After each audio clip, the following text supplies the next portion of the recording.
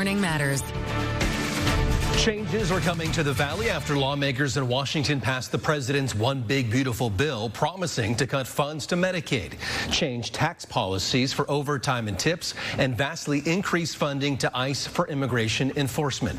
Joining me now to discuss the bill and what comes next for the Democratic Party is Valley Congressman Jim Costa. Thank you so much once again for joining us on Sunday Morning Matters. We appreciate your time. Well, thank you. I'm always pleased to be on Sunday Morning Matters because it does matter. We were talking about the bill. You voted against it. What are your concerns? Well, it was big, but I wouldn't call it beautiful. The impacts, I think, are going to be far-reaching throughout the country. It adds, to begin with, probably $3 trillion to our deficit over the next 10 years. It could result in inflationary factors that could, I think, really impact the economy in ways that tariffs are already having a ripple effect on. But when you look at it locally, take two items, health care and our food programs that are critical in our valley, but elsewhere throughout the country. In Community Medical Center, approximately 83% of their patient load is on Medicaid or Medicare.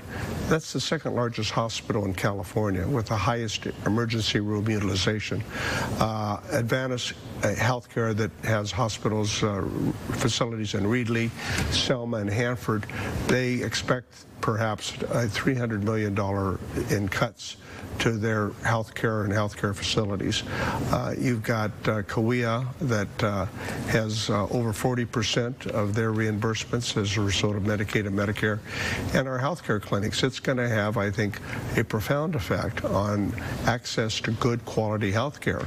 And that by itself would be reason to oppose it, but in the area of nutrition programs, we have 42 million people in America that are food insecure.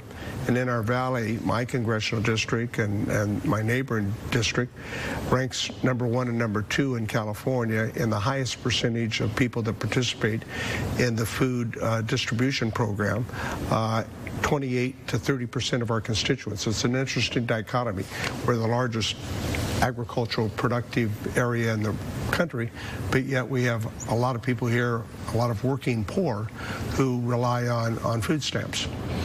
Let's talk about the health aspect again. Potentially $1 trillion could be cut across the nation. When it comes to implementing that, it's not going to happen until next year. What is your advice to people as they get prepared for those cuts and what they need to do?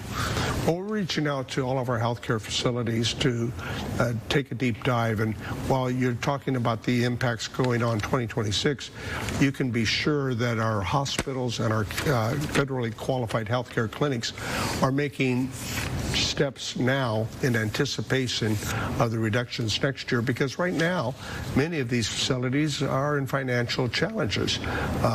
We know we had the Madera Hospital closed sadly a couple of years ago, where it's been reopened, but you know, it's under challenging conditions.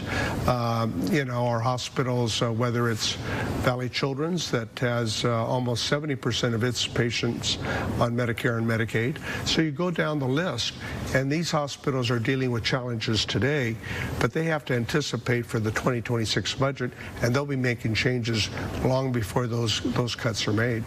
The bill that you voted against from the president now offers a lot more money to ICE, in fact, bigger than some other departments. What does that mean for immigrants in your district? Well, I think the fear factor right now for those people who are undocumented, but the mainstay of our agricultural workforce has been felt in so many different ways.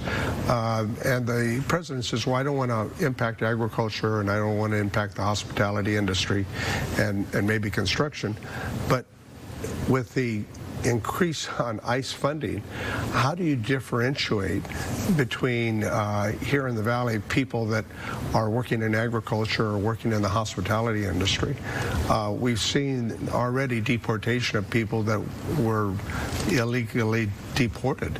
And we have, I explain it this way. It's not like you close a plant for a week or so. When our stone fruit are ready to be harvested, they have to be picked now. The same thing with our cherries and other food products. And so trying to think that somehow the workforce will somehow come back, or that the work requirements that are in this bill will be an incentive for these people to work in agriculture is, I think, just pure falsehood. You mentioned the fear of many in your district. What would your advice be to somebody who says, I don't want to send my kids to school, I don't want to go to the hospital, I don't want to go to certain areas of my everyday life for fear that ICE might show up?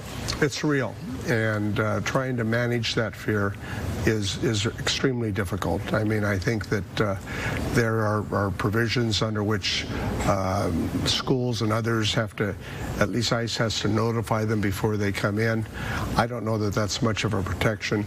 There have been incidences here in the last 4 weeks that I think have been purposely intended to create that fear factor, so that initially this was about gangs and criminals trafficking drugs and human trafficking, and that was the targeted group, and no one has any disagreement with that.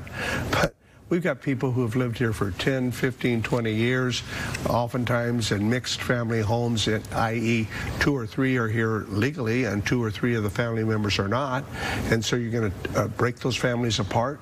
And I think what we need to do is to fix our broken immigration system and create a legal pathway for those people working in agriculture, and I would say in the hospitality industry, where we cannot find other people that are willing to do those jobs. It's hard work, and it's highly skilled work, and it's critical to put food on America's dinner table every night. Let's talk about the Democratic Party as a whole. Polling for Democratic leadership in recent times has not been all that great. What can be done to get more voters in line with messages that are being sent by Minority Leader Hakeem Jeffries and Chuck Schumer's, what they're trying to get out there? Is there anything in those messages that you think should resonate or could potentially resonate with the Democratic Party to get people more excited about it? Well, first of all, I think both political parties are suffering in terms of their popularity. And when you look at the big bill, it had 28, 30%, 35% support nationwide in 6 major polls that were done this week. But I think certainly the Democratic Party is going to campaign on the adverse impacts that this is going to have in health care and in funding for people who are food insecure, and the impacts on our debt that are highly inflationary, and the impacts that it could have in terms of our ability to maintain America's economic well-being for the rest of the world to follow. And coupled with these tariffs, I think it's a 1-2 punch. And you can catch the rest of my interview with Congressman Jim Costa by visiting our website, yourcentralvalley.com.